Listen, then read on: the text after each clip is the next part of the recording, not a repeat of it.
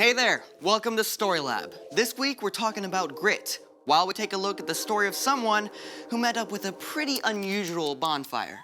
Oh, and don't miss this either.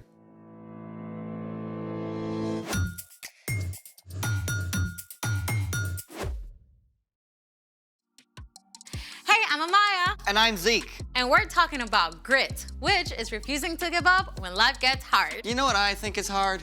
What? Not using your phone. I'm not using mine right now. You gonna get that? It could be important. Oh, it's from you. Well, cell phones can be good. Right. I mean, you might be watching us on a phone right now. Yeah. You have an invitation to play Farm Builder. Ooh. I don't have to look at my phone. You know what? Me neither. I can go longer than you without a phone. Oh, you're on. Let's do it!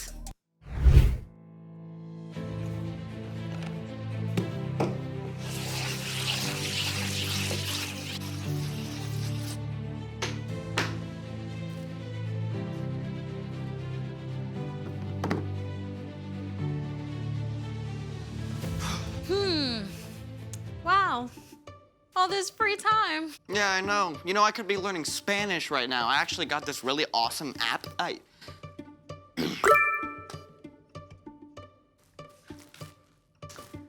That might be your new game score.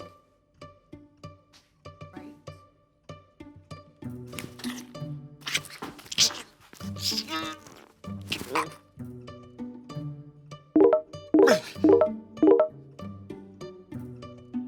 That sounds like a lot of new likes, doesn't it?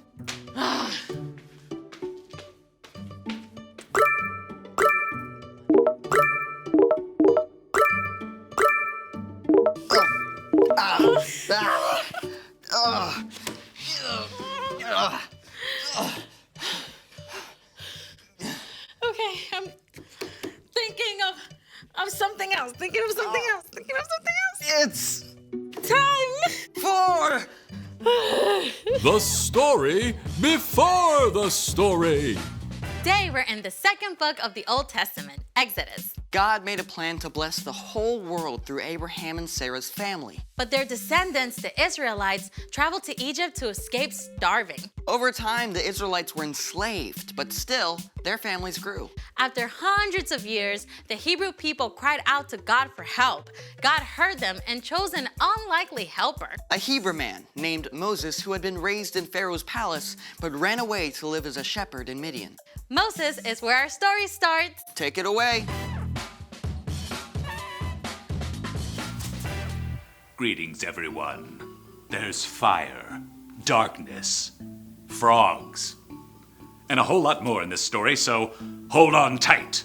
By the time our story starts, Moses was actually 80 years old.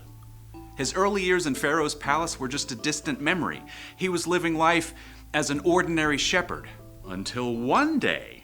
Now, usually, when something catches fire, it just burns up, but this bush, it didn't. It glowed like a flaming beacon. As Moses edged nearer, a voice called to him from the midst of the fire. Moses. Moses. Here I am. Don't come any closer. Take off your sandals. The place you are standing is holy ground. Moses' hands shook as he tugged off his sandals. I am the God of Abraham, Isaac, and Jacob. I have seen how my people are suffering in Egypt, so I have come down to save them. I will bring them to a good land. So now go. I am sending you to Pharaoh. I want you to bring the Israelites out of Egypt. So many thoughts must have rushed through Moses' head. He had been raised in the palace by Pharaoh's daughter, but that Pharaoh had died and a new Pharaoh was in charge. Also, Moses had no idea if his own people would even accept him. But what if the Israelites don't believe you sent me? Throw your walking stick on the ground. Okay, Moses did what he was told. Right then and there, God turned Moses' walking stick into a snake! And then back into a stick. Still, Moses was nervous. The bush continued to blaze. Lord, I'm a terrible speaker in front of people. Go. I will help you speak. Couldn't you send someone else? Your brother Aaron can speak well.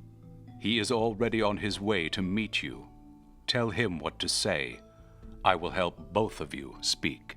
Even though the thought of facing Pharaoh probably made him sick with fear, Moses did travel back to Egypt. Together, Aaron and Moses spoke to the Israelites. God has heard you. He will lead us out of Egypt.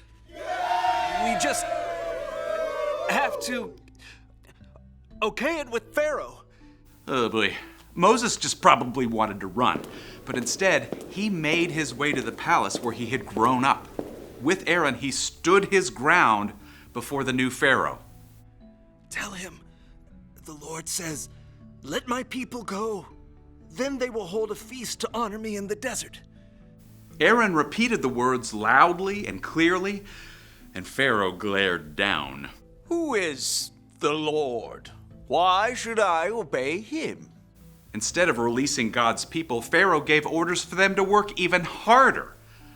Now the Israelites were upset with Moses for making things worse. I did what you asked, and now it's just worse. You haven't saved your people at all. Pharaoh will not listen to you, so I will use my powerful hand against Egypt. I will bring the people of Israel out of Egypt. Even though God performed miraculous signs through Moses and Aaron in front of Pharaoh, he still would not listen. So, the next morning, Aaron and Moses met Pharaoh down at the Nile River. Moses instructed Aaron what to say and do. The Lord has sent me to you. He says, let my people go. But you have not listened. Here is how you will know I am the Lord. Aaron raised his staff high. I will strike the water with this walking stick. The river will turn into blood. The fish will die, and no one will be able to drink the water. The water turned to dark red blood.